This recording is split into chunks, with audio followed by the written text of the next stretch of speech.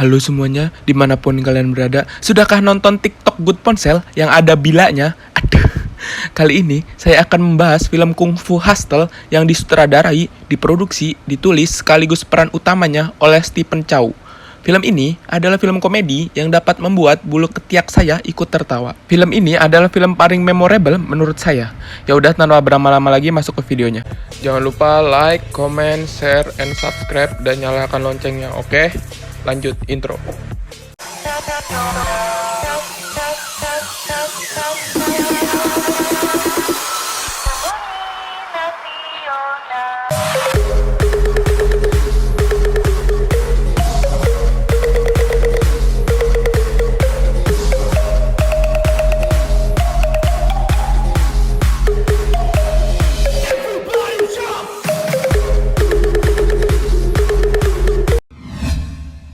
Cerita diawali dengan salah satu kota yang dikuasai oleh gangster yang bernama GPX atau Geng Kapak yang diketuai oleh Marsha. Aduh, ngapa jadi Mobile Legend anjing?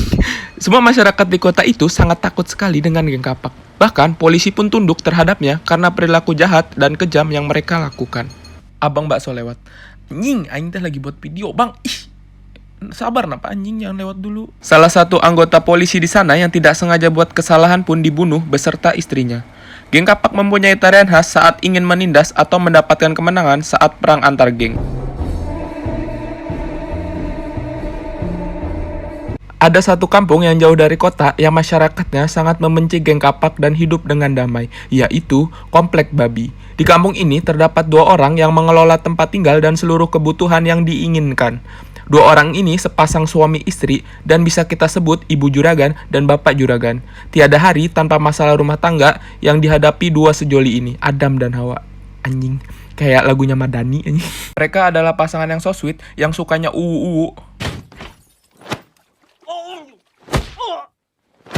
Masih di hari yang sama, tiba-tiba datanglah 2 orang dengan busana seperti gangster. Karena nama yang gak hafal, jadi kita sebut saja Komar dan Udin Kentung. Mereka berdua mengaku sebagai Geng Kapak, dan Komar berbicara bahwa bosnya adalah si Udin Kentung. Whoa, hold the axes, boss. Mereka memeras seorang tukang cukur karena ia tidak mau membayar jasa cukur rambutnya, sampai suatu ketika warga lain datang beramai-ramai mendatangi mereka berdua. Tidak terima dilihat beramai-ramai, Komar dan Udin menantang warga satu persatu. Dan tidak disangka, warga di kampung sangat kuat-kuat sampai Komar ketakutan. Apalagi dengan datangnya si ibu juragan dengan membawa salah satu sendalnya, Komar sampai babak belur dipukulnya. Setelah itu, Komar mengancam ibu juragan dengan memanggil gengnya, dengan cara menyalakan petasan. Tak disangka, Geng Kapak asli pun datang karena petasan tersebut meledak di salah satu kepala anggotanya. Komar mengaku ia adalah salah satu anggota Geng Kapak juga, dan ia merapolkan perilaku warga kampung dan ibu juragan. Segerombolan Geng Kapak pun beramai-ramai maju ke hadapan warga kampung babi. Saat anggota geng ingin memukul warga kampung itu, tiba-tiba... Entah apa yang terjadi, anggota Geng Kapak itu malah terpental ke dalam tong air sampai cedera. Tulang punggungnya patah. My bag! It's broken. Kemudian mereka memanggil bala bantuan yang sebenarnya dengan menyalakan petasan asli logo Geng Kapak. Tak lama kemudian, seluruh anggota Geng Kapak pun datang dan menyandra semua warga. Situasi tak terkendali di mana ketua Geng Kapak ingin membakar ibu dan anak dari warga kampung itu. Tiba-tiba, datang seorang bak pahlawan pun tiba. Dan perkelahian pun dimulai.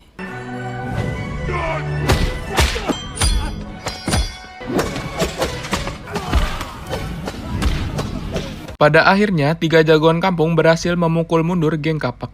Ketua geng terpaksa harus kabur dan ia sekaligus membawa Komar dan Udin Kentung ke markasnya. Karena mereka berdua mengaku sebagai Geng Kapak. It's been tarnished because these 2 idiots pretended to be members of the Axe Gang. Saat mereka ingin dieksekusi, Komar dengan refleksnya berhasil lolos dengan menggunakan peniti.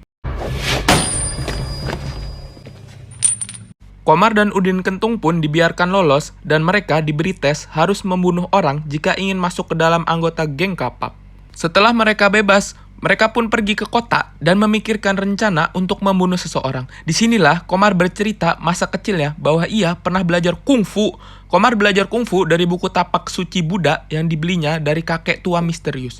Setelah Komar merasa bahwa ia telah mempelajari kungfu tersebut, ia mencoba menolong seorang gadis bisu yang ditindas teman-temannya. Namun, ilmu kungfunya gagal. Komar pun ditindas saat itu juga. Setelah ia menceritakan masa kecilnya, Komar dan Udin Kentung pun pergi untuk memalak es krim. Yang ternyata, tukang es krim itu adalah gadis yang diselamatkan Komar waktu kecil. Singkat cerita, saat pahlawan-pahlawan itu disuruh pergi dari kampung oleh Ibu Juragan, Komar dan Udin Kentung pun datang kembali dengan berniat membunuh Ibu Juragan. Strategi pertama yaitu melempar pisau dari jarak jauh, yang justru pisau tersebut memantul ke tembok dan melukai diri sendiri. Goblok anjing. What happened? Udin Kentung pun mencoba melempar kandang yang tidak disangka kandang itu berisi ular berbisa. Karena di sana tidak ada panji petualang, si Komar pun dipatuk oleh ular itu. Karena Ibu Juragan melihat mereka berdua, ia pun mengejar Komar seperti bocil FF abis betak duit emaknya buat beli diamond.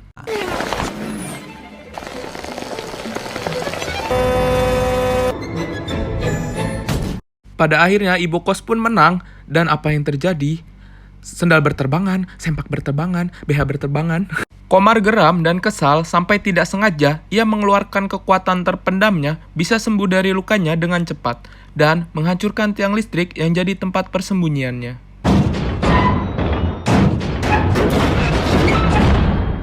Malam pun tiba saat pahlawan-pahlawan tersebut ingin berniat pergi dari kampung itu, ia melihat pembunuh bayaran yang dikirim dari geng kapak untuk menghabisinya. Perkelahian pun tak terhindarkan.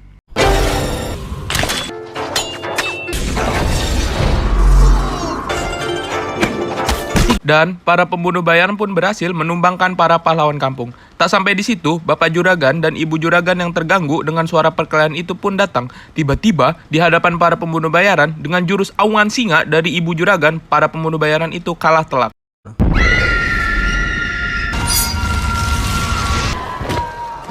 Ketua geng kapak dan asistennya pun ketakutan hingga membuat dia terbakar rambutnya saat asistennya menyalakan udut.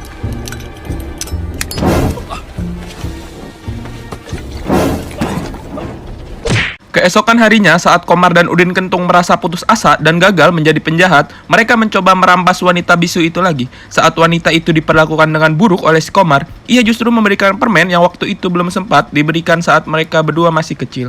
Tidak mau terbawa suasana asmara, Komar pun dengan kasar membuang permen itu dan meninggalkan Udin Kentung. Leave me alone. You are just dead weight. Go home and raise pigs. Malam harinya, Komar berhasil menjadi anggota geng kapak. Ia mendapatkan misi pertamanya untuk menyelamatkan pembunuh nomor 1 dan kejam di penjara.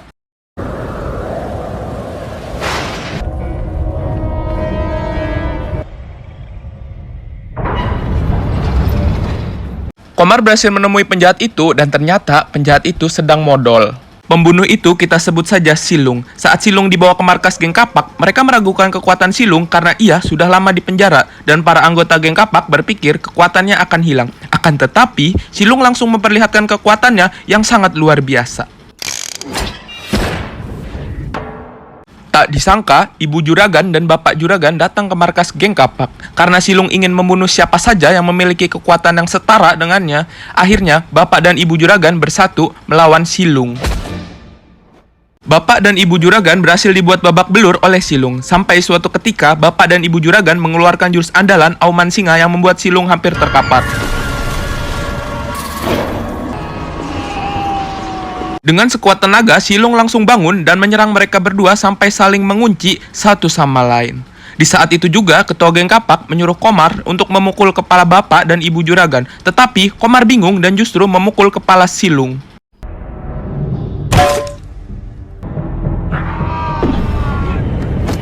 Silung geram dan marah terhadap perbuatan Komar dan memukul bengetnya berkali-kali sampai menembus ke dalam tanah. Komar beruntung dibawa Bapak dan Ibu Juragan ke kampung untuk diobati. Bapak dan Ibu Juragan terkejut dengan Komar karena Komar memiliki kemampuan untuk meregenerasi lukanya dengan sangat cepat. Kemudian, Silung datang ke kampung itu dengan para anggota geng kapak untuk menantang kembali Bapak dan Ibu Juragan untuk melanjutkan perkelahiannya. Dengan kemampuan meregenerasi lukanya yang sangat cepat menggunakan immortal, Komar bisa langsung sembuh. Ternyata saat Silung menghajarnya tanpa ampun dan membuat Komar babak belur, justru membuat Komar mengeluarkan kekuatan aslinya dan melancarkan aliran chi-nya, bukan aliran sesat. Komar bertarung melawan geng kapak dan berhasil menaklukkannya sendirian dengan jurus injekan maut, bukan dengan jurus genjutsu.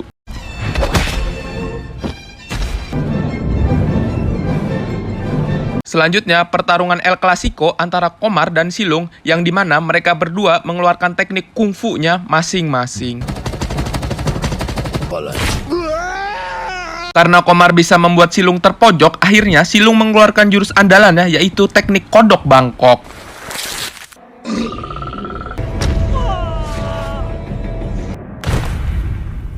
Dan ternyata teknik kodok bangkong membuat Komar tak berkutik sampai ia terpental ke atas awan.